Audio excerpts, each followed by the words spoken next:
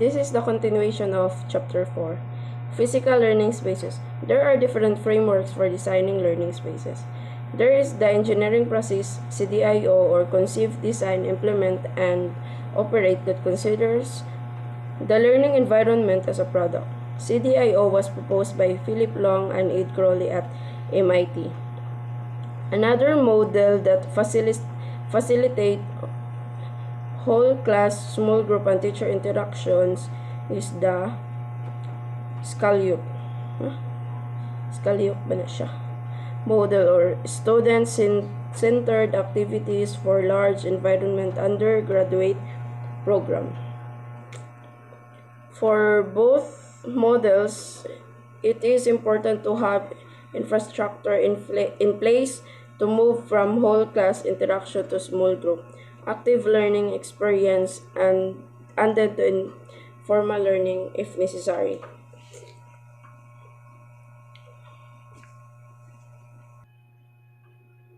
Ang physical learning space, amoy ni siya learning setting for a place in which teaching and learning occurs. Amrad to. Classroom. Wireless internet access is critical for classrooms that use mobile technologies. Wireless access needs to be robust enough to handle a large number of wireless devices at one time, taking into consideration that many students have multiple mobile devices. Students will be engaged in many types of learning experience that may require internet access, including activities such as synchronous and asynchronous, online discussion, internet-based research, accessing mobile resources through the institution's learning management system, or referencing online books, to name a few. Additionally, classrooms need to support multiple types of learning activities by having a collaborative workspace where groups can interact and comfortably work together. Classrooms must also support spaces where individuals can work independently.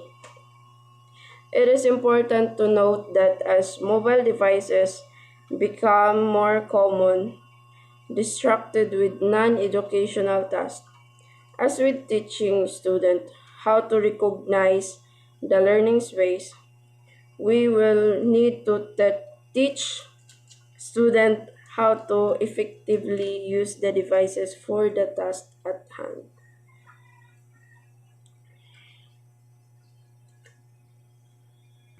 Bali, ang classroom ko no, mas also support, kuan ko nila also support space where individuals can work or dili ra kon individual groups. Bali kung sa classroom, magkuan sila ng classroom na para diri sa grupo o para diha sa individual, bala sila. Diyan mga ingana na ani.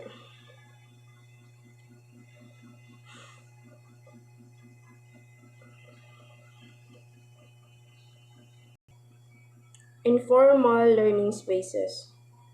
Learning doesn't always take place in the classroom. Students spend many hours outside of class learning.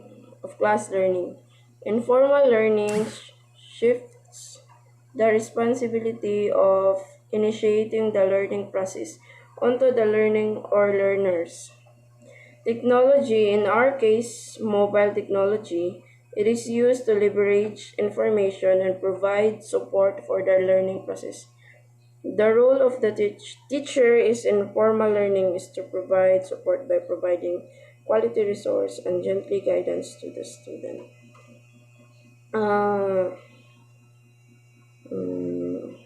Formal learning.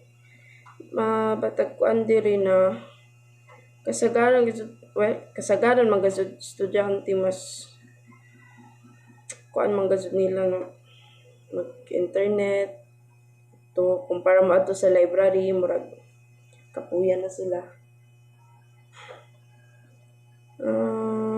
Ang bali ang kay kuman magud na kuman na generation sure. Kuan na gazud mas kuan na sa internet. Tapos ang role ko nun ng mga teacher sa informal learning mag-provide sila ng source. Bali, muhatag sila kung hain dapat ini makita na many dyan mga link gani dyan mga basta mga resource na para pwede mag-guide the student, guidelines, anyway. Diri kita sa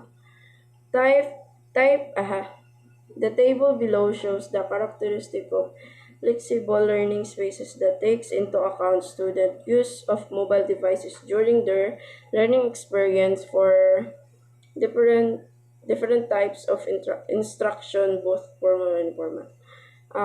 Types of instruction, physical character, what to avoid. Jari. Claro. Hello, murag. Murag di siya klaro. Anyway, ninghaod na ko sa vlogger, charing. Whole class, example, lecture, presentation, video. Amo dyan sila mga formal learning.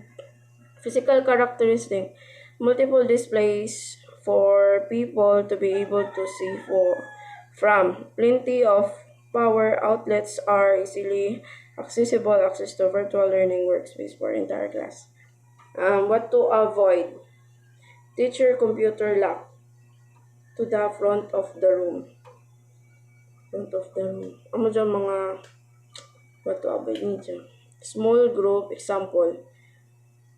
Small group discussion, research project, problem solving exercises, case student, formal and informal learning. Physical characteristic, around tables with electrical receptacles. Gagmay si Jad, di ko na maklaro. Napanin akong mata.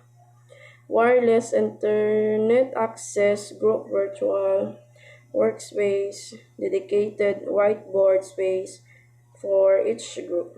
Plenty of table space for mobile devices, books, and what to avoid? Loud noise from the group that is disrupt other close by. Pairs, example, role play, pair, critics, formal and informal learning. Physical characteristic ninja, ability to see the display on each other mobile devices while still being able to have conversation access to virtual workspace with a pair of students. Avoid distracting others by being too close. Individual, example, read and reflect, practice, simulation, formal and informal learning. Physical characteristic, free of distraction, enough space to work with mobile device, books, paper, and other learning material. What to avoid?